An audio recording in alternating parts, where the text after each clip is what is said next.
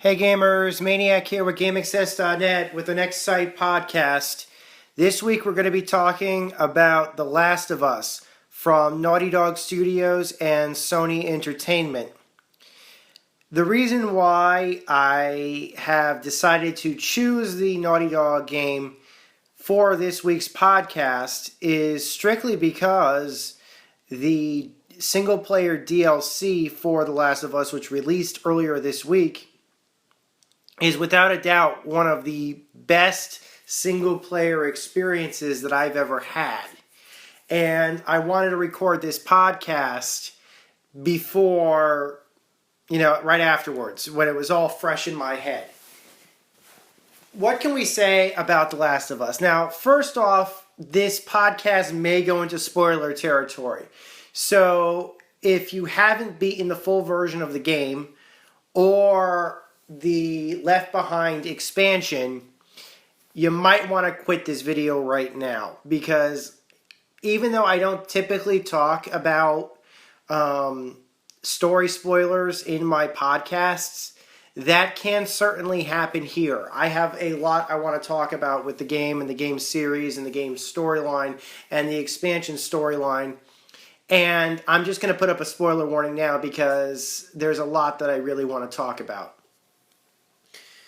The Last of Us is a property created by Naughty Dog Studios. They are the same guys who made the Uncharted series. It was originally announced during the VGAs, probably around 2 years ago, if I remember correctly. They played a trailer for it that was all CGI, where you saw a man and a little girl, basically in a post-apocalyptic world, where what looked to be zombies and some more disreputable people were basically trying to survive against the zombie outbreak, basically. When I first saw that opening trailer, the first game I drew parallels to was a game that I really liked from Ninja Theory called Enslaved. Enslaved was a game that took place also in a post-apocalyptic world. You mostly fought along in major cities and things like that where there was overgrowth and stuff along those lines. And when I first saw The Last of Us, I thought, maybe this is a future of it. Maybe this is like Enslaved, only kind of, the art style reminded me a lot of it. The only difference being instead of fighting robots, we're fighting zombies because the enemy in Enslaved were robots, basically. Now, I'd be lying if I didn't say that another reason what really interested me in the game was the fact that Naughty Dog was making it. Up until this point, Naughty Dog had released Uncharted 1, Uncharted 2, and Uncharted 3. Three of my favorite games on the PlayStation 3. And as far as I was concerned, that bought them some pedigree for me. A Naughty Dog title that was, even if it wasn't an Uncharted 4 or something like that, after playing Uncharted 1 through 3, I was going to buy their next game no matter what it was. It had earned that, it had earned that for me. So, what happened after that? Well, the game kind of went dark after a while. I think that a lot of people were kind of a little bit disappointed that there wasn't going to be an Uncharted 4 so soon announced after Uncharted 3's release. Especially, I know a lot of people liked Uncharted 3 a lot and was hoping for an Uncharted 4. In case you're curious, up to this point, we do know that another Uncharted game is certainly coming, and it's going to be a PS4 exclusive, but we didn't know that at the time. So, we did know that The Last of Us was going to be Naughty Dog's next game. And even the Uncharted fans like me and classic Naughty Dog fans were willing to give this game a look. It looked very interesting. Now, gameplay for the game, the first snippets of gameplay for The Last of Us got shown at, I believe, E3, about a half a year later. At this point, the story's gameplay became a little bit more fleshed out. it was obvious that what this game was going to be doing was they were going to have this game focusing around two main characters. Joel, the main, and Ellie. And what made this game unique in a lot of ways was that while zombie games are pretty much nowadays a dime a dozen, and post-apocalyptic stories are, again, have been done, there hasn't really been a character study that went really in depth about two main characters. I think Enslaved did it a little bit, but what this game was focusing on was a grown man and a young girl, and how they both adapted to this world. In particular, it focused on this grown man knew what it was like before the outbreak. He knew how good the world used to be, and this girl, Ellie, was born after the apocalypse. All she has are what's left behind by other people. That's all she has. That's all she knows. So she doesn't know what the world as we know it is like. Just her own imagination, her own guesses, and the questions that she's asked the older people. And that was kind of interesting. Another thing is that she was going to be helpful. Again, not something that we had really seen. We've done escort missions before in games, and up until probably Half-Life 2 Episode 1, they were all universally considered terrible. Daikatana being probably the poster child for that. Although I really did like Daikatana.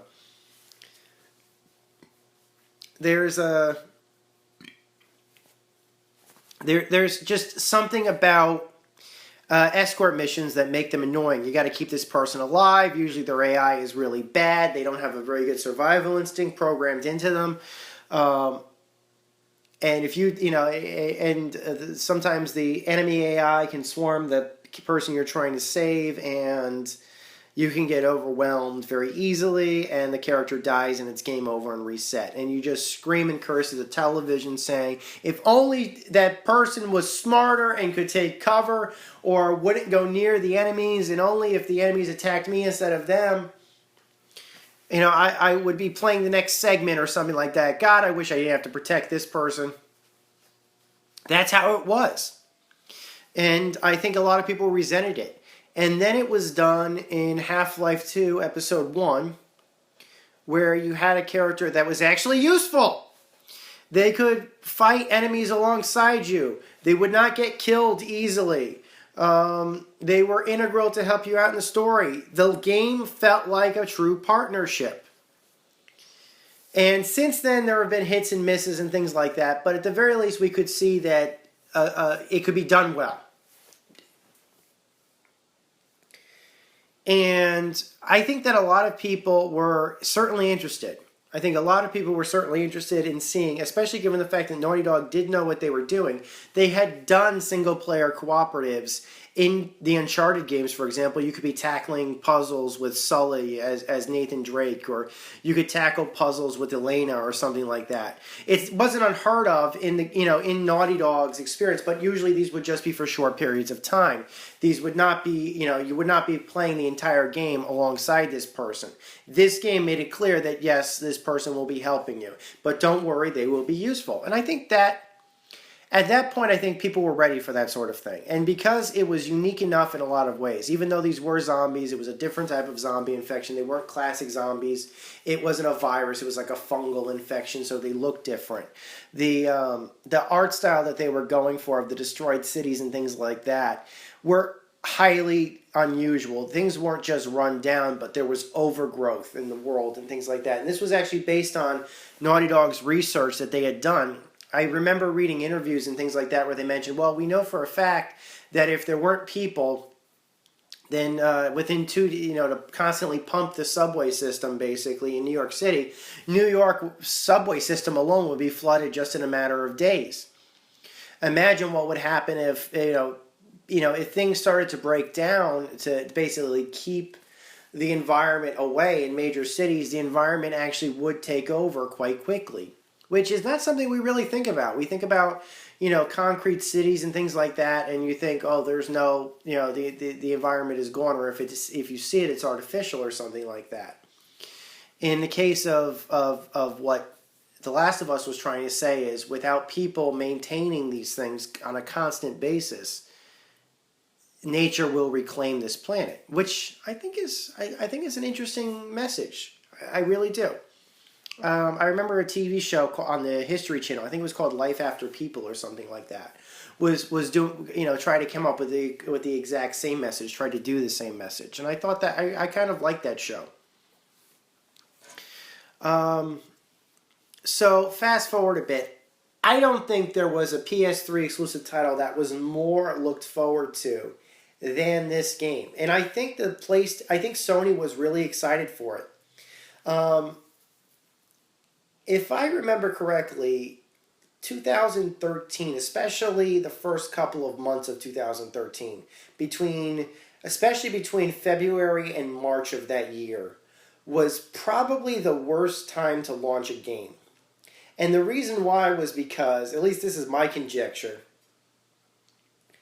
every single major title and major franchise between 2 months were just releasing on a constant basis. On every platform. It started with Devil May Cry in January of last year, the DMC game. Within February, and they were all doing collector's editions too. Metal Gear Rising was coming out. Luigi's Mansion 2 was coming out by March. BioShock Infinite was coming out in March. Gosh, I can't even think about the amount of games. It's just... But there were I can at least remember within the span of 2 months, I was purchasing at least one game every week. And in a lot of cases, collector's editions. And I think the reason why they were doing that was because they wanted to get these games on sale before the next generation consoles were announced. This was like the last hurrah of the current console generation, the Xbox 360, PlayStation 3, and Wii generation, basically. So, even though the next generation game consoles were not announced until February and May of last year, I was fairly certain that something was coming up. Something, if all of these games, multi-platforms and exclusives and everything else, were all coming out at around the same time, if all the third-party publishers are releasing stuff within a span of 2 months, that must mean that something is happening. The Wii U had already launched by that point, and it wasn't doing very well. But I was fairly certain that the next generation was going to be pretty soon if the third parties were all scheduling these games. And I think if I remember correctly, The Last of Us was originally expected to launch within that time. But it didn't. I think it delayed itself. And I think it delayed itself a couple of months because of either... It might have been delayed because of Grand Theft Auto, or it might have been delayed because of another reason. But they delayed it enough that it was no longer coming out at around that same time, which gave me at least a little bit of relief. I should say my wallet got a little bit of relief. I was really happy about that. But again, previews on this game were through the roof. We got to see another demo at E3 last year, and it showed how the game would be played and all the different options that you would have. The gameplay mechanics from Uncharted were still around, but there were new mechanics. It wasn't as tight as Uncharted was, because this was less of an action game and more of a survival game. Resources were scarce. Joel wasn't as good of a shot as Nathan Drake was. The controls were a little bit looser. The enemies were very smart, and you would have to sneak around them, or you'd have to be able to stab them in the back and things like that. Some enemies would be one-hit kills. So you either had to kill them before they got to you, or you'd have to sneak up on them, or something along those lines. But you could use and navigate to your advantage. You can use the environments to your advantage. You could take cover. You can move around. You can create distractions. Things that you couldn't do in Uncharted. You could makeshift weapons. using items that you'd find in cabins. You could scavenge for items and hope that there were things like weapon materials or vitamins that could increase your statistics and things like that. All of it was very interesting.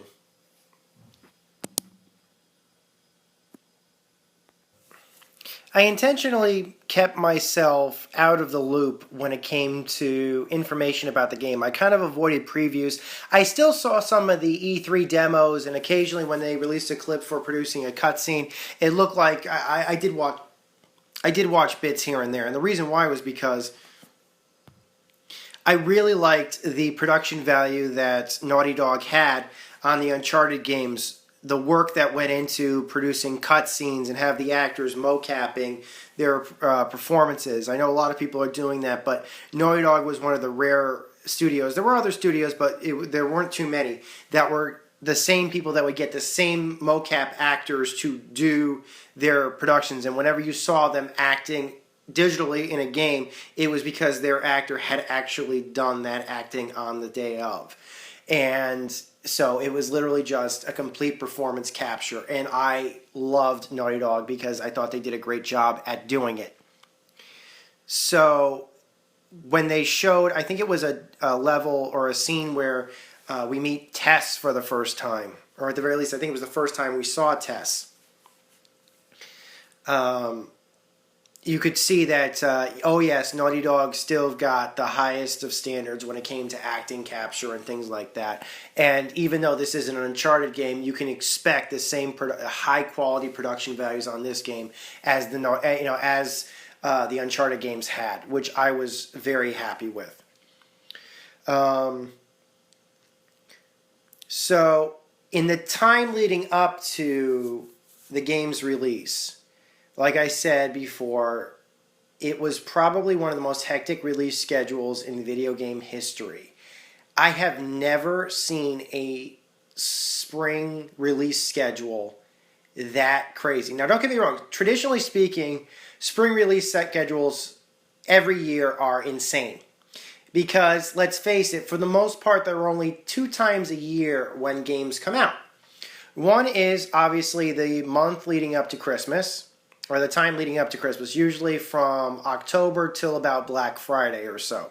For those of you guys who may be international listeners to my podcast, Black Friday represents the Friday that comes after United States' Thanksgiving. We call it Black Friday. I always just assumed because it was a bad day to be a guy because your woman is going to be dragging you to the mall or something like that. When in fact I heard it's a retail term for being in the black, which meant it's a monetary term. There were some great jokes. I remember Craig Robinson in a very funny movie I enjoyed called that a racist day, a racist holiday or something like that. And Craig Robinson, if there was no other person as far as I'm concerned, maybe a few other actors, but Craig Robinson was certainly one of the actors that could pull off a scene like that. But the thing about that is that the reason why is because you got to have product out in time for Christmas, and you got to have product ready and available on the shelf so people can buy it to have it available under Christmas trees. So that's a huge season for getting video games available. It's always been like that.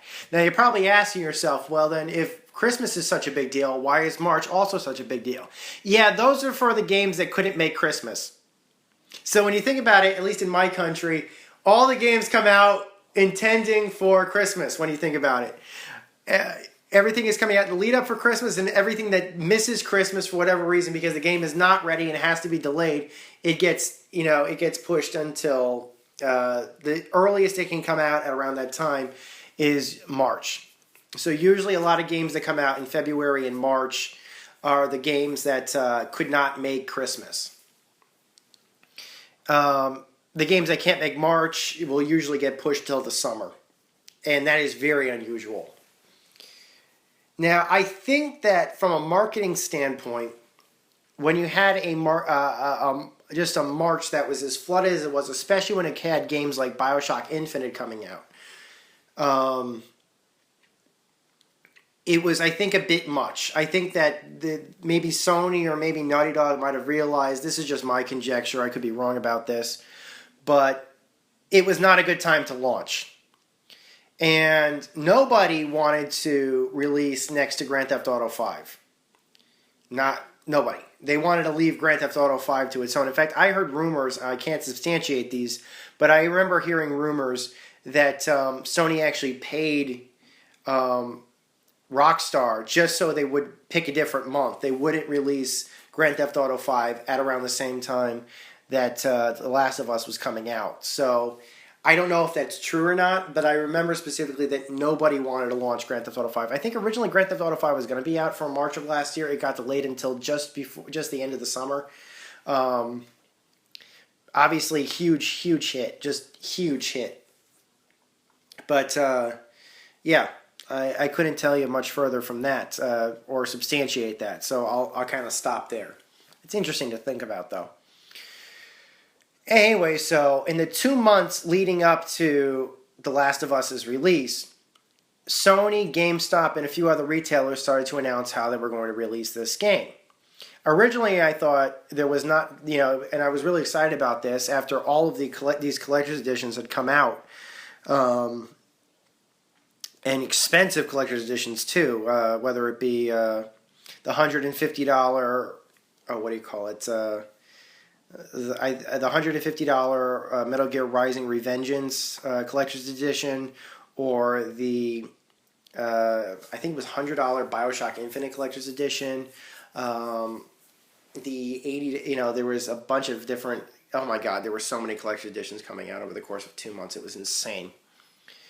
And the $100 or $160 with game Dead Space 3 collector's edition, which was only available through EA's website. That was crazy. There was only, and that was very rare too. So yeah, a lot of collector's editions coming out. And let's just say my wallet was screaming. So GameStop announced that they were going to be getting their own $160 exclusive collector's edition. I think they were calling it the post-pandemic edition. And it was going to be GameStop exclusive.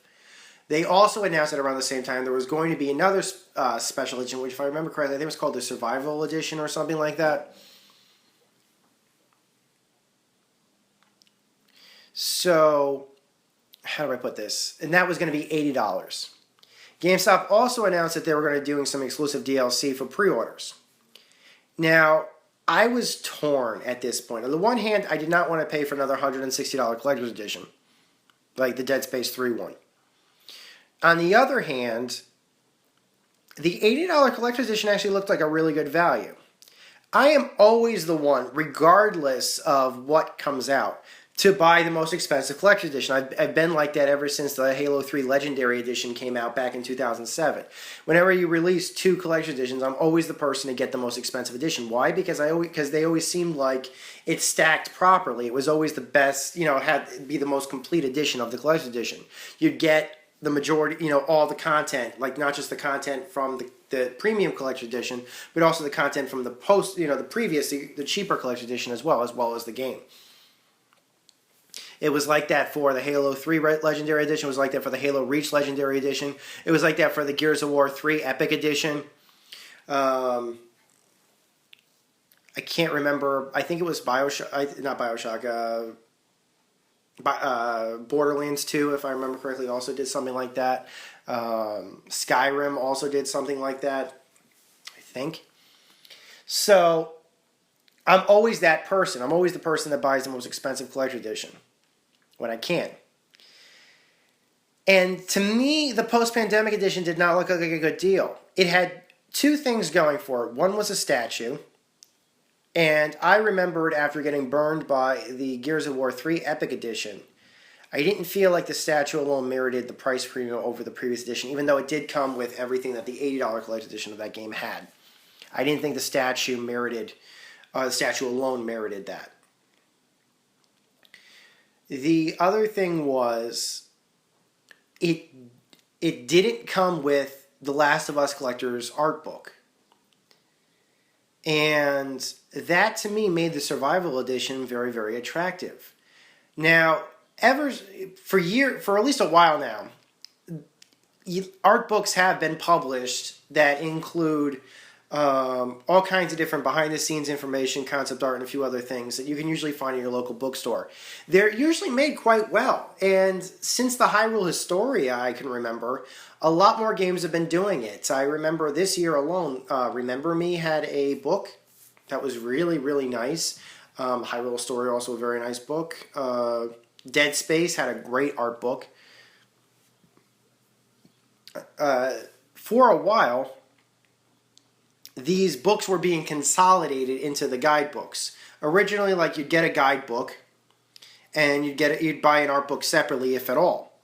But then there got to be a point where they started releasing these premium guides with extra content along with it. And usually in the premium guides, the reason why they released one would be because it would have, like, I don't know, a couple exclusive pages which would have all the art content for the game included with it. So you'd pay $10 extra for a hardcover version of the guidebook, but you'd basically get a combination guidebook plus art book. And then this past year, they kind of did away with it. They still released hardcover premium art books, and they released hardcover premium guidebooks separately. Why were they doing that? I honestly don't know why they were doing that. I mean, either release a paperback guidebook and an art book, or release them both together, or bundle them together as two separate books in like a two-pack or something like that. They did that with the first Mass Effect and Alan Wake and stuff like that, where you could buy a bundle of the two, of an art book and a guidebook basically together and pay less. And in this case, they weren't going to do that. So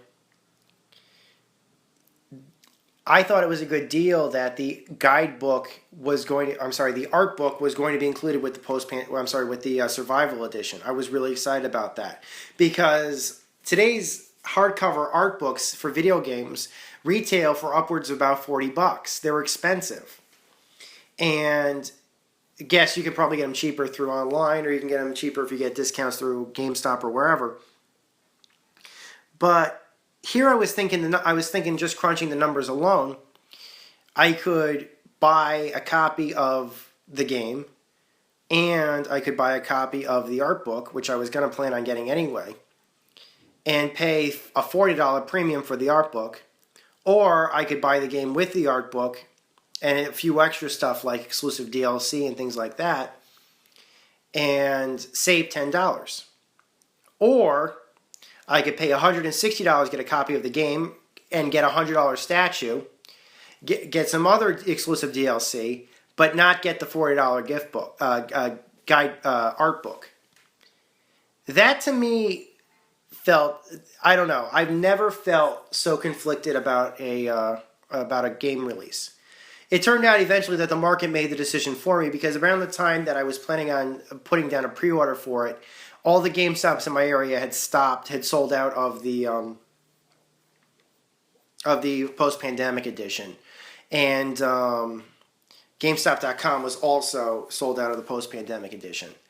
Honestly, though, maybe that worked in my favor because, like I said, I was not feeling $100 for a guidebook. On top of that, its exclusive DLC that GameStop was offering was the same DLC that was being offered for pre-orders. As far as I know, because I specifically remember getting a pre-order download code with my receipt when I purchased the game. It's the Survival Edition. And some of the exclusive content that was unlocked, as far as I could recall, was some of the same content that the post-pandemic edition was considering exclusive content. So I don't know. Take for that what you will. I still didn't get a statue, but I got the art book, and I know that there were a lot of people who bought the version with the statue and were a little peeved that the art book wasn't included. They were a little bit happier that it was sold separately, that they could get it. But I don't know. The $160 without the art book just didn't seem to justify its price. Had they included the art book with it, then I would have probably been more aggressive about getting the post-pandemic edition. But this was like the first time I can remember, and I'm probably rambling about this for so long, because I really do feel, I really don't like this. There wasn't even a season pass included with it. Sure, there was some exclusive DLC, but they didn't even include a season pass. It just seemed like a really bad deal. Didn't seem like it was worth it to me, which is kind of sad because it was such a good game and such a highly anticipated game. Yeah, I felt bad that they had done this for such a highly anticipated exclusive title that a lot of people were interested in. So we're leading up to the release of the game, and in the time span of the game's release, or just coming up to the game's release, Sony threw a pretty cool promotion. They were giving out early access to the demo of The Last of Us to anybody who picked up another game that was another big PS3 exclusive of March, God of War Ascension. This was a game that was heavily looked forward to by many different people. God of War is probably one of the strongest PlayStation franchises that there is, especially strongest first-party franchises, certainly. And here was this other highly anticipated PlayStation 3 game coming out from a third-party studio, and I guess Sony decided to capitalize on it. The demo that they released was not released along with God of War Ascension. I think that it took them a couple of days before. I think they had to wait. I think players had to wait a couple of weeks. It had access to the demo download page, but there was a certain amount of time they had to wait before the demo would become active. I don't think they released it until late March or April or something like that. I can't remember exactly when they launched the demo. Needless to say, they didn't launch it alongside the game itself. You had to wait at least a little bit. And you could download the demo from there, from the game installer.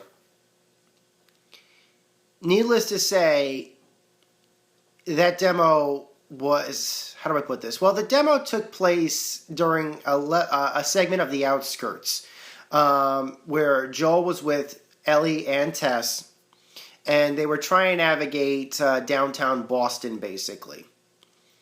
I actually have a Let's Play of that demo on my site that I did with picture-in-picture. It was the first time I did picture-in-picture commentary, and I did the commentary with Princess Angel, actually, my girlfriend. And the reason why was because I was trying different things. I had the capture device that could definitely capture it, and I was still trying to come up with different ways to provide commentary. My capture device really doesn't do commentary on board unless I'm playing it while my PC is capturing it. I really didn't want to do that. I prefer having a separate capture device for audio or video commentary or something, and syncing those up can be difficult with the software that I'm using. So what Princess Angel and I decided to do was we were going to try something new. We were going to record ourselves with my video camera, and we were going to edit using a picture-in-picture commentary along with the gameplay footage.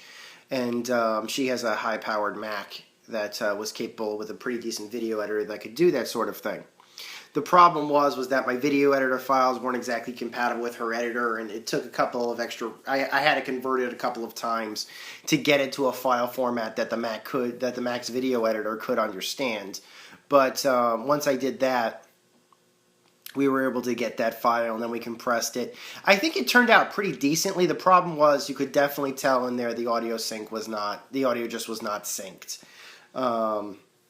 There were some things I did to try to lessen the impact. Particularly, I tried to focus on the audio from off the TV as opposed to the audio from the screen itself, so it didn't sync up perfectly. But like with anything, it's a learning experience. And the recent Let's Plays that I've done are all pretty much sans commentary at all. I don't put commentary on them now. That may change. If you think there's a better idea, then just post a comment on it. But, Princess Angel and I did a pretty decent picture-in-picture commentary. The first time I ever did a picture-in-picture commentary on the site for a Let's Play. I think it worked out pretty well. The information, it just... and I also decided to do, since I had both files, to do a version that was with commentary and a version that was without commentary. The other thing that I learned from that was that the YouTube system's in place, and I know that there are a lot of YouTube partners that have learned this. I've known this since I started YouTube advertising. Only partners are knowing this now. YouTube systems can falsely flag anything. And it wasn't that it flagged the trailer that followed the video, which it did. It did flag the Last of Us game trailer. It flagged it incorrectly. Now, as far as I know, the Last of Us's property is probably owned by Sony or Naughty Dog, or one of the. It would have been. I would have believed either of those, or something along those effects. Instead, it was flagged by some jerk, some channel or something. I don't even remember which one it was. As far as I was concerned, had no claim to it. So that was kind of disappointing. And since then, I have a policy now that even if the trailer is included post a demo, I would have liked to have included the demos. I would have liked to have included the trailers along with the demo, but because as far as I'm concerned, it's part of the demo. But I don't do that now because if there is a spot in a Let's Play that gets falsely claimed by YouTube 99% of the time, it's the end trailer or something like that, which is kind of BS. That's why the end trailer wasn't included with the Lightning Returns Let's Play that I did more recently. Although if you viewed the Let's Play on my website, I did actually link the trailer that was played from the direct YouTube channel, the Square Enix channel that was hosting it. So, that. Yeah. So, how did things progress from there, really? Well, what can I say? The time led up to the game's release. I think it came out in May of last year. My game was paid off. Day of the release. They did not do a midnight release at my store because they very, very rarely do midnight releases. The guys who run my local GameStop are really nice guys. They love having me around. I don't know why. But they love talking games with me. But they're a small store in a area that's not exactly dominated by gamers, and because of that, they don't typically have midnight release parties for games. They've told me that their threshold for doing midnight releases is either 75. Games sold, or at least a pre-order threshold of about 75 things. So that's total, meaning that if one person pre-orders 75 different things that are going to be coming out that next day, or if 75 people order, 75 of the same thing, they'll do that. But that's kind of BS because they also told me that they can be goaded into doing it. Like, let's say, for example, the local stores, if the local stores are all doing midnight releases, like literally the stores that were within the vicinity of that store, let's say the Target or the Best Buy or something like that in the area is doing a midnight release, they will do one out of obligation, basically. And they did it for the PS4 release, which was a lot of fun in my area, actually. That was kind of hopping. And the Xbox One release, of course, which again was a lot of fun. Kind of like kind of quieter, but it was still fun. So, needless to say, they have done that.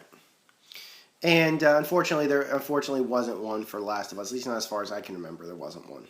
But I picked my game up on day one, and I, redeemed my DLC codes, the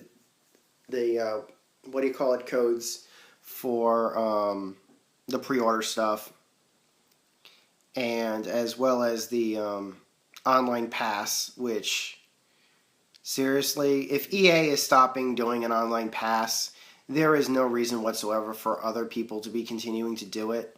EA has basically said it was a bad idea. It's shortened the lifespan of several of their online games. Just a bad idea all around. And Ubisoft and Sony are still doing it as far as I know. I know that maybe Ubisoft might have stopped. I doubt it. But I'm pretty certain that Sony is still doing it. They did it with The Last of Us. They did it with God of War Ascension. They did it with... I think they did it with Uncharted 3, but I can't... No, maybe they didn't. I don't remember. So, yeah. There's that.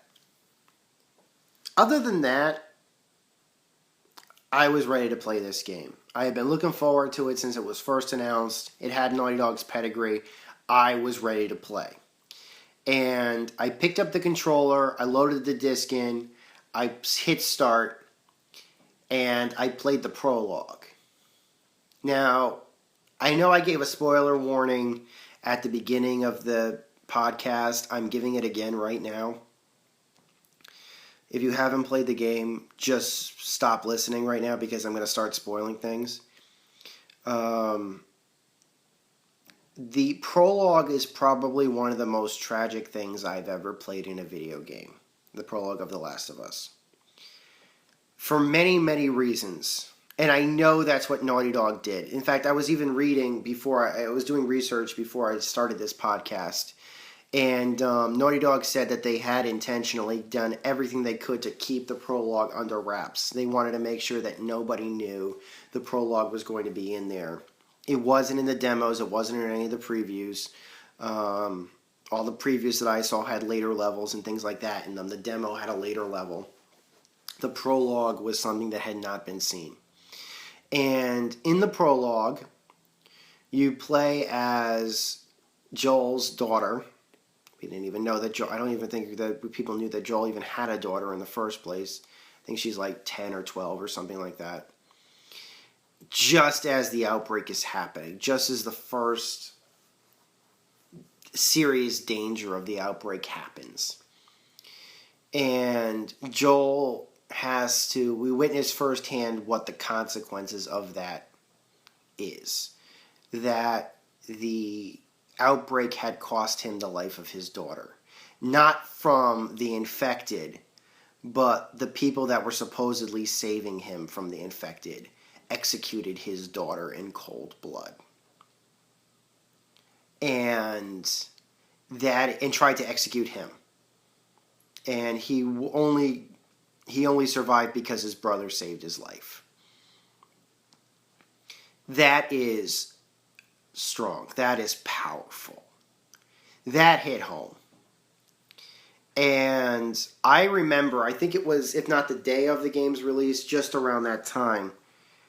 Shortly after the game got released, I remember Penny Arcade actually did a comic strip, which showed, if I remember correctly, I think it was Gabe. It might have been Taika, but I think it was Gabe. Where he's, in the first frame, he's starting to play the opening, he's starting to play The Last of Us, looking forward to playing The Last of Us. And then he turns the game off at a certain point, and he goes into his child's room and gives his child a hug for no reason. I think the child was maybe asleep or something like that. It might not have been, but just gives his child a hug. And I knew exactly what his motivation was for that. I don't have any children, but even I understood that. So immediately the game grabs you. And I was ready. I was ready to play. From then on, the game fast forwards to the quarantine, and we meet Tess, and we start hearing about what survivors' motivations are. And to be perfectly honest, the opening kind of reminded me a lot of Half-Life 2. And I know that might have been intentional or something, where you're seeing what the world is like, what the normal world is supposedly like. People are getting round up, and infected are being immediately executed. There's, half rations for people because things are scarce, and the military is, supposedly acting in your best interest, but really they're oppressing the people and stuff like that. And people are basically using gray markets and stuff like that to survive when it comes to things like ration cards or, like with any type of dystopia, this one seemed plausible. And Half-Life 2's also seemed plausible. Granted, Half-Life 2 was also dealing with an alien invasion at the same time. But it definitely, that's the one thing I liked about it. It certainly seemed like a plausible world where if some type of mass problem had happened, it probably could end up like this. I'm not the kind of person that believes that sort of thing could happen. And I certainly don't intend to bring about something like that happening because that's horrible. But you could believe that if something horrible happened, that would be what the world would look like. So you're buying everything. At least I was buying everything that I was seeing. I don't want to go too specific about just doing a rundown of this story. At least not bit by bit. That would be I would do something else over that. I wouldn't do a podcast for that sort of thing. That's what I would do, my So What Happened series or something like that. In fact, I've actually been considering, after Left Behind got released, I have been considering doing a So What Happened. And if you think I should do one on The Last of Us with Left Behind, just post a comment and I'll consider it. But anyways, fast forward a little bit.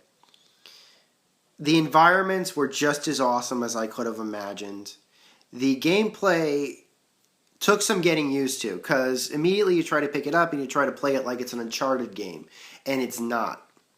And that's because this is more survival. This is not action, this is survival. So your aim is slower, your movement is slower. You're not shimming around things. You're climbing stuff, sure, but you're not exactly doing incredible acrobatic feats or anything like that. The characters were definitely interesting, and the actors were just spot on. And I got to give props to Troy Baker and as Joel and Ashley Johnson as Ellie, just immediately right now. Also, I loved Bill. I loved Tess. Loved Marlene. You could just tell there were motivations behind everything and everybody, and it was just great to see all that. So pretty quickly, Joel meets Ellie, and they don't trust each other at all at first. And as the game progresses, they're traveling the entire country. Basically, the whole point of this is these two people are traveling the country together. And it's a big country. You're starting in Boston. You're going all the way out to Colorado, seeing all the national landmarks. And the funny thing is, of course, that, well, when you think about it, what systems of transit would still be in place? Cars would probably be blocking roads when they were being mass abandoned. And on top of that, they'd probably be rotting out, being left out exposed for as long as they have.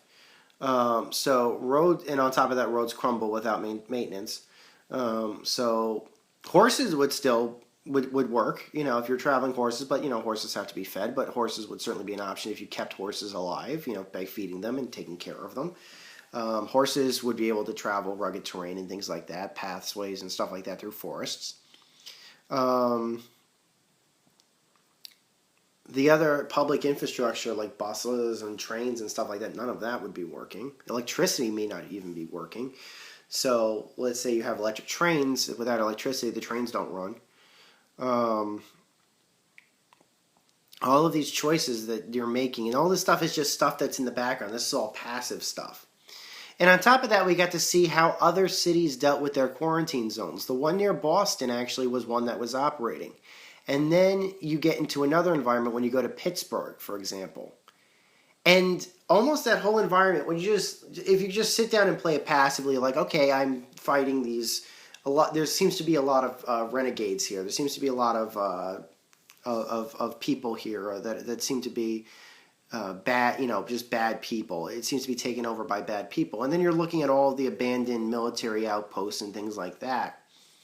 And even though I don't think they flat out say it, but the whole environment and the enemies that you're seeing is slowly painting a picture for you that at one point Philadelphia was a controlled area by the government. And then its people, its citizens rose up violently, very violently, against the the military occupation or whatever that was protecting them, because they determined that they were better. I guess they determined they were better off on their own, and they were basically executing anybody that wasn't part of their group and taking whatever resources they felt they needed. And I like that it didn't flat out. You very rarely see that kind of connection with an environment that makes sense in a video game. Heck, you sometimes don't even see environments that make sense in movies. But in this video game, in this one level, you had a picture painted for how this environment turned out the way it is, what the motivation of the enemy type was, how they ended up the way they did. The only time I can think of where there was a logic to everything, where everything seemed like a logic, and in some case, I can remember, I think the first time I ever saw something like that, having a logic like that, was Trespasser, where Trespasser wouldn't tell you squat about the environment. But I remembered in many Let's Plays, because you were basically by yourself the whole time.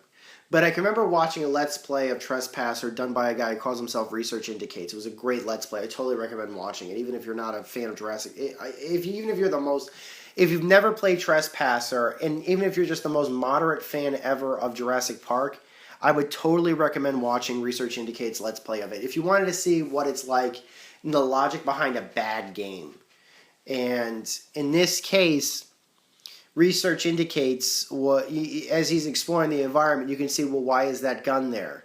And it makes sense from that law. It's like, well, why? It's like as you're climbing up this mountain, all of these weapons are at half full, and then you think, well, who left these?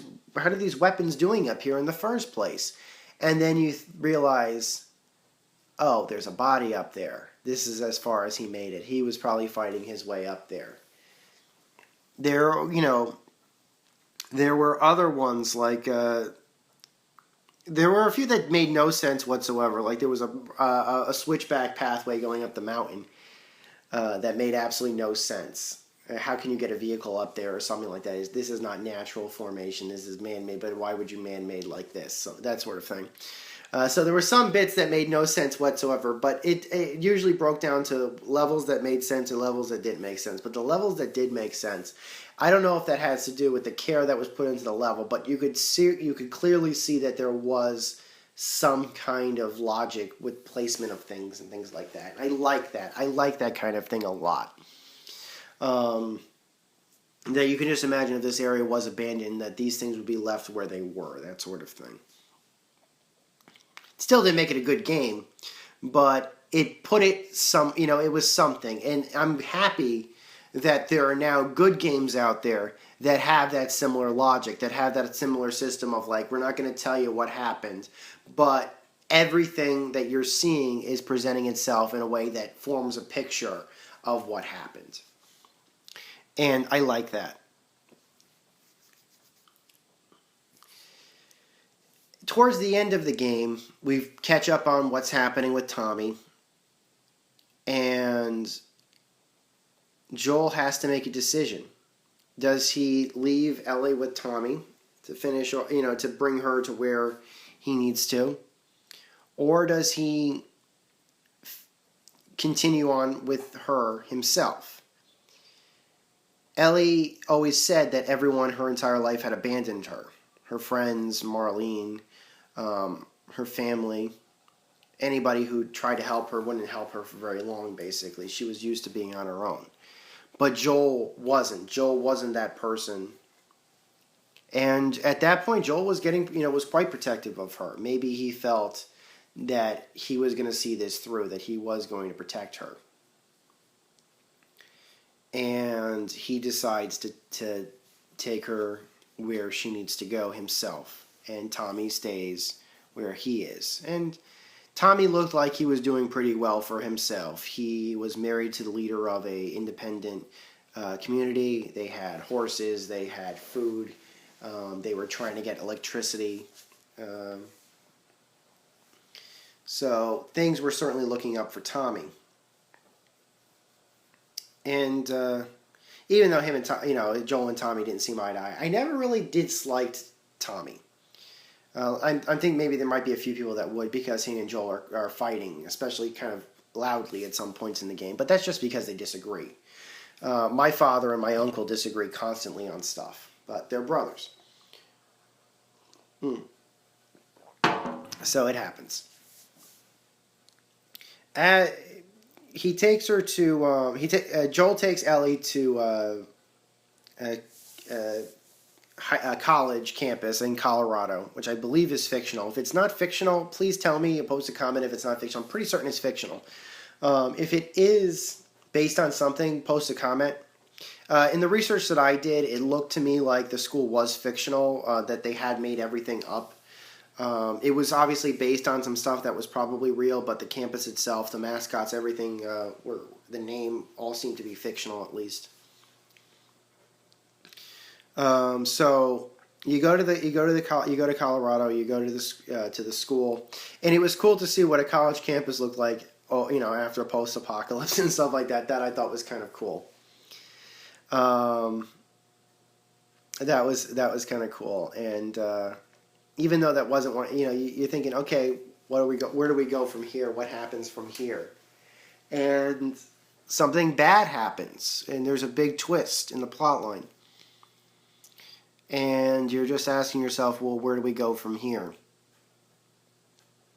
And something horrible happens to Joel. He gets badly injured. And for a while, you think Joel is dead. They pulled a Final Fantasy VIII, where they try to make it look like, did this right after Disc 1, that Squall died. Here, the next level starts, and you're controlling Ellie. And you're thinking for a while, is Joel dead? No, seriously, is Joel? Where's Joel? Is he? I mean, I know he got really badly hurt. I'm sure he could walk that off. You're concerned. You're like, is Joel dead? Where's Joel? And you see that Joel is not dead, but very badly injured. And we meet David. I had no idea whatsoever that the voice actor who portrayed David was Nolan North. No clue. When you see David, you think, okay, this is a nice guy. But then as you get to know David, you start to question how nice he is. Very complex, very interesting character. Kind of sick character as well. And I had no idea that was Nolan North. None. When I sat through the credits, my jaw, the very end of the cast of characters and everything else is like, and Nolan North is David or something like that. And I'm like, no freaking way. It didn't sound like him at all. The last time I heard Nolan North do a voice disguising like that was when he played the Penguin. I didn't recognize him as Nolan North, the Penguin. I thought he sounded familiar, the Penguin, but I could not place him as Nolan North. And I thought that was kind of awesome. So, Nolan North, you did a great performance there. Total props, absolutely. So, I don't really want to go much further into spoilers there, because I think I've already spoiled quite a bit, actually. Needless to say, they're going to finish the journey together, and I've got to talk about the ending. Throughout the beginning of the game, we find out that Ellie is infected. We find that out pretty quickly after we meet her. But the thing about Ellie is that even though she was bitten, she's not turning. In fact, she never turns. And she's not going to turn. And that's probably why Marlene was trying to get her across country. It was because the Fireflies, Marlene's freedom fighter organization,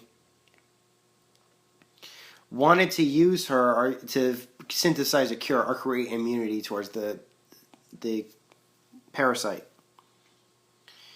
And how do I put this?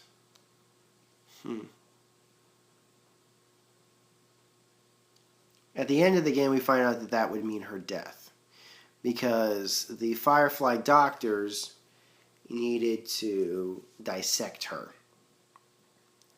in a way that's fatal. Joel, when he finds out about this, loses it. And he goes, and we're with him, on a firefly killing spree through their heavily guarded facility, simply to stop them from hurting Ellie and possibly curing the infection in the process. He grabs Ellie, who's unconscious, doesn't know what's going on, and Marlene tries to stop him, tries to talk him out of it, and Joel kills her. Joel kills Marlene because in his defense he says that they would just keep coming after her if she was alive.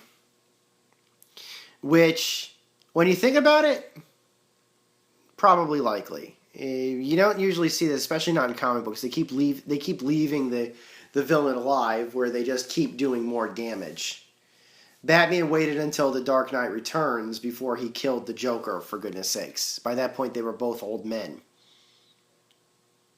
Although I don't think that's in canon anymore. It might have been considered like that could go to canon.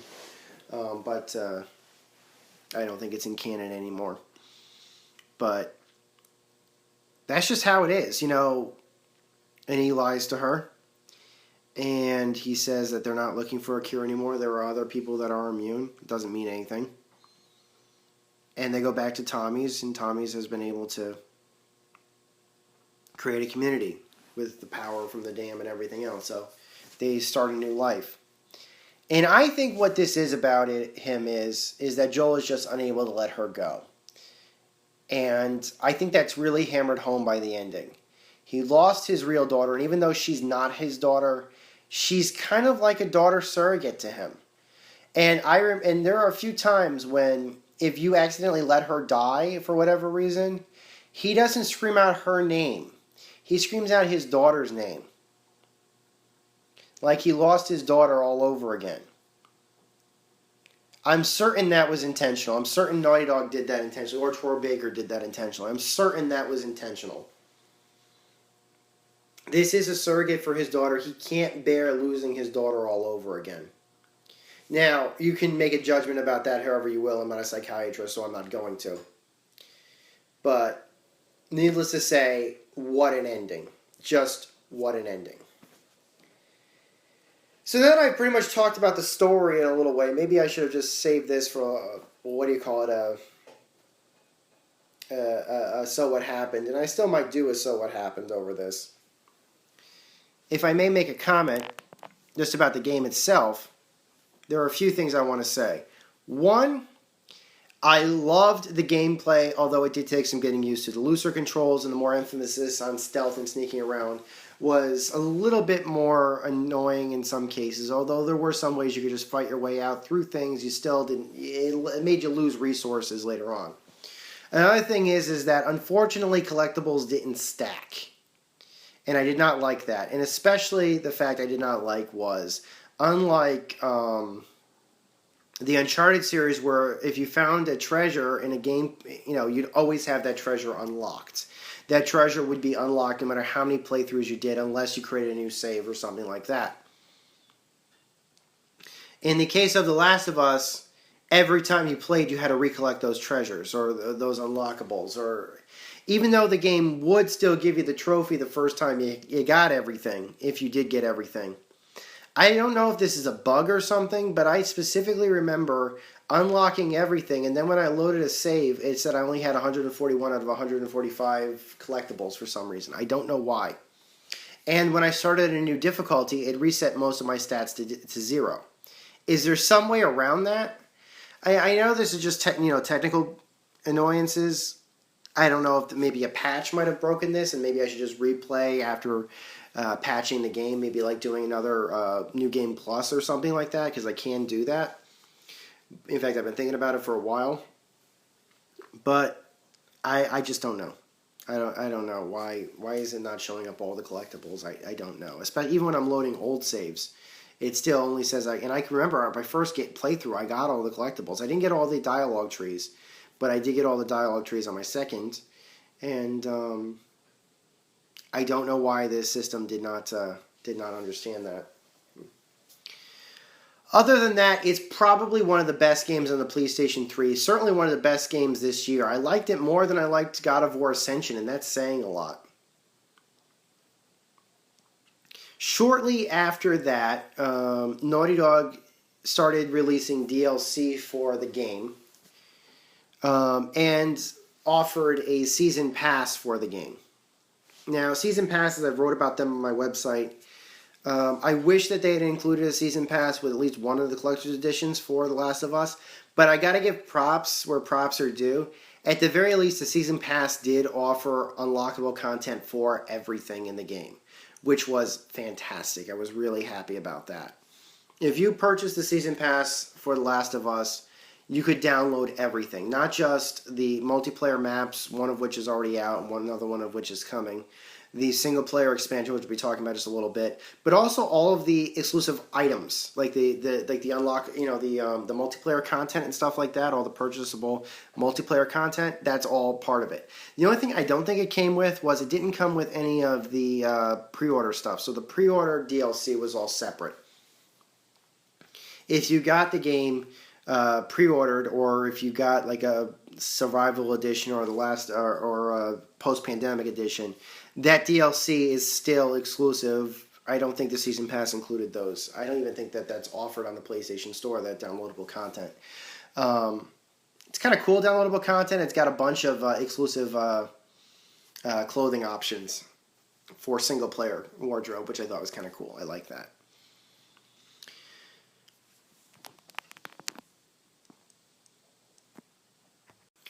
One of the best things that I liked about the season pass was it included a really good behind-the-scenes documentary called Grounded, which was practically a feature-length documentary detailing the entire development of the game. It had key interviews with some of the principal developers and things like that. The problem was, even though it was feature-length, even though it was presented in glorious high-definition 1080p, and even though it was available for download, it wasn't easy to get your hands on. You had to download it strictly through the game menu once you had the season pass installed, and it was kind of tedious to have to wait because it was a 4 gigabyte download. You had to basically wait for it to download the whole time. There was no waiting for it. There was no that sort of thing. It just kind of stunk. Moving on, it was a good documentary once you got to watch it, but it wasn't the best documentary that was ever produced for a video game. I think that honor probably goes to the Road to E3 documentary that was done for the original Gears of War game, or possibly the documentary that was included on the Halo 2 Legendary Edition. The reason why is because both of those documentaries told a coherent story from behind the scenes. The film crews were through the game's development, were there as things were progressing. It wasn't just talking heads. There, you could see the developers working, and the film crews were covering that. Also, I've seen two-player productions actually do some pretty good behind-the-scenes documentaries as well. However, theirs were usually shorter. They mostly release their behind-the-scenes stuff in shorter bursts and things like that. Still quite good, but the downside of that was that not everything that they made was released. In fact, I remember that they were going to work on a multi-part behind-the-scenes documentary for Uncharted 3's development, which only got one part released, and I don't know why. I think even two-player can't really say that why they couldn't release more footage on it, but there was supposed to be a second part, and I just don't know why they didn't release it. Moving on, there were some really good talking heads documentaries that were produced, but most of them were done for, I remember BioShock, when the BioShock Collector's Edition came out for the original BioShock. They had a great behind-the-scenes documentary shot for that, but that was all talking heads. It worked because Ken Levine is really good at telling stories, as well as a lot of the other directors. So even though it was all talking heads, it was telling a coherent story, continuous from beginning to end, basically. And I really thought the editor who did that was pretty good. Here, it kind of jumped from place to place, but that's neither here nor there. It was still a good documentary, still had some great interviews. It was great hearing Troy Baker talk about the big moments in the game where he had to really hunker down. If you don't have a season pass and you don't plan on getting a season pass for The Last of Us, I believe that documentary is now available on Amazon for free for streaming, I believe. Or if not, you can probably stream it on YouTube. Although I don't know which channel it's currently being streamed from. It is certainly available, though. As for after talking about all of that, I know that a lot of you are probably going to want me to talk about the latest expansion you would get if you had the season pass. I think that a lot of reason why a lot of people bought the season pass was because of they wanted a good deal on the Left Behind expansion pack. The Left Behind expansion, which was first announced, I believe, at the PS4 launch. Yes, it was announced during the PS4 launch by Naughty Dog, just as Sony was about to start sales on the PS4. We got to see this teaser of Ellie and a friend of hers walking through a mall. Now, having played the game, I knew what that was. I knew what they were trying to tell immediately. They were basically showing you the story that Ellie told Joel at the end of the game. And I was like, I don't know if people are going to be ready for this. Finally, after several months of waiting, Naughty Dog announced that they were planning on releasing it on February 14th of this year, Valentine's Day. Now, if you ask me, Valentine's Day, I really wish that they could have done a different day, because I know that there were a lot of people, myself included, that had plans on Valentine's Day. And needless to say, I remember that I could only play about half of it before the weekend started. And I didn't get a chance to pick it up until after the weekend was over. I can't remember a time where I had to literally break up a continuous gameplay session that drastically for that long a time since I played the original Metal Gear Solid. I remembered when I played the original Metal Gear Solid, the first time I played it through end to end, I had to take I think I got it on like a Thursday night or something like that, on a Thursday afternoon. And I was still in high school, but I was doing a wilderness survival program. And I know I've talked about this, and I'll just touch upon it briefly. I know I talked about this before. But I had to, I knew that Friday morning I was going to be going into the woods and spending Friday, Saturday, and Sunday in the woods, basically, for wilderness survival. And so I got as far as I could, which was the second Sniper Wolf battle. And I ended it there. And just out of exhaustion. And basically what happened was that, all these years later, 2014 comes around, and I start playing The Last of Us, Left Behind, and I had to stop and do something on a weekend and get back afterwards. Needless to say, I had a great weekend, of course, but there was definitely that thread that was left hanging that I had to finish up. And I did. I don't know if I want to spoil anything, because it just came out a couple of weeks, like 2 weeks ago. So I don't know really if I want to tell anybody what happened in this podcast, simply because it's just so fresh in everybody's mind. Needless to say, that video, that game, that expansion was the reason why I decided to do this podcast now, was because it was without a doubt one of the best single player expansions I had ever played. And they did bring in some new stuff. They brought in some new gameplay mechanics. They expanded up and polished the gameplay mechanics that the original game had, as well as brought in some new stuff. There were some amazing moments in that I never could have imagined that they had done. Like the first time that Ellie got to experience angel knives, for example. That scene can probably go in the history of greatest gaming scenes in the history of gaming, period. There were some other great in-jokes like a Jack racing arcade machine and stuff like that. But needless to say, not everything that was shown in the trailer was what was actually in the game. And I really like that. I like the fact, I'm not spoiling anything, at least I don't hope I am, by thinking that it worked as a flashback because it was telling two stories. It was telling a story that took place that we didn't see in the game, but would have happened during the events of the game. And it told this flashback. And almost like Highlander, it was cutting back and forth between the two at good moments. Great way to tell a story. I thought, sometimes, that kind of way to tell a story is not a good way to tell a story, but in this case, it was a great way to tell a story. And I got to give props to the developers for I know that they probably said that, and I know that they're on record of saying that they took the time that this thing needed. They weren't looking at gameplay length. They weren't looking at what was expected of them. They had a story that they wanted to tell, and they were going to tell it in the best way that they could. And these are a very talented bunch of guys, and they could certainly tell that story.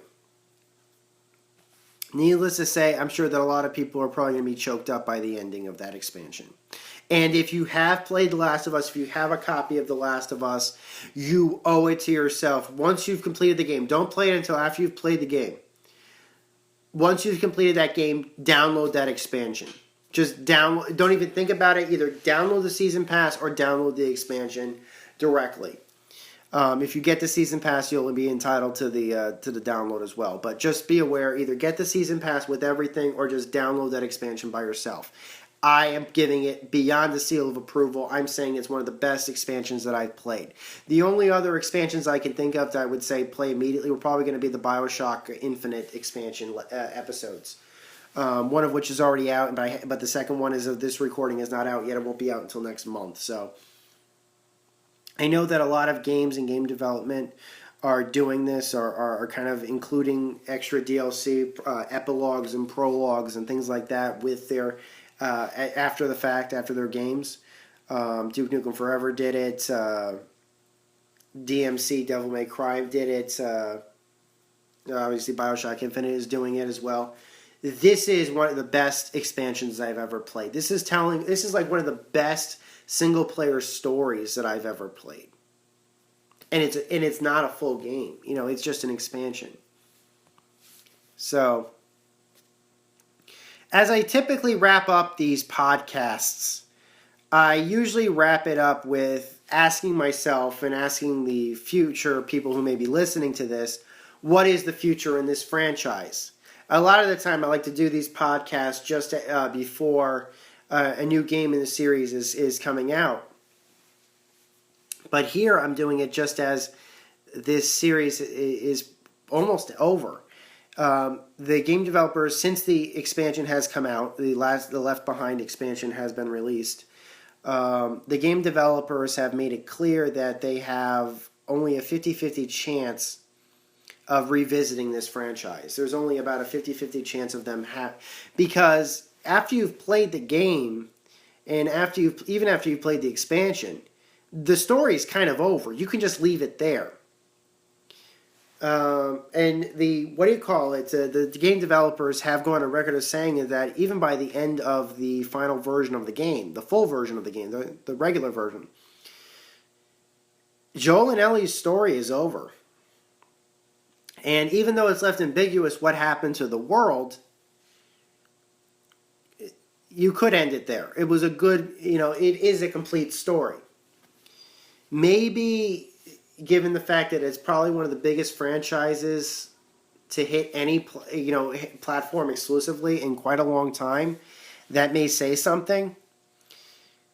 I would probably say that either fan demand may be there, or publisher demand may be there, or something else may be there. But needless to say, according to the developers, there's only a 50-50 chance of any future games coming out in the Last of Us series. As for what Naughty Dog is working on right now, they are working on a new Uncharted game, which is just simply titled Uncharted for right now, and it will be a PS4 exclusive. If any future development for The Last of Us may come, it likely will end up on the, let's say, the future generation, the current, well, now I guess they're the current generation consoles. I still refer to them as the future generation consoles, but the place, like for the PlayStation 4, for example, I don't believe that they're going to release another game on the PS3. I think that that Naughty Dog's PS3 development is over.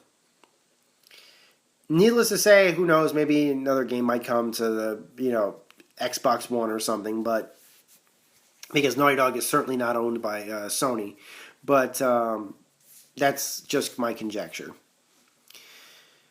So there you have it, guys. There's my take on The Last of Us. I'd like to thank you guys for listening, and post a comment on what you guys think of this podcast or what your thoughts are on the series, on The Last of Us series. If you have an idea for a future podcast that you'd like me to do, again, just simply post a comment. Till next time, guys, this is Maniac with GameAccess.net. Take care. Over and out.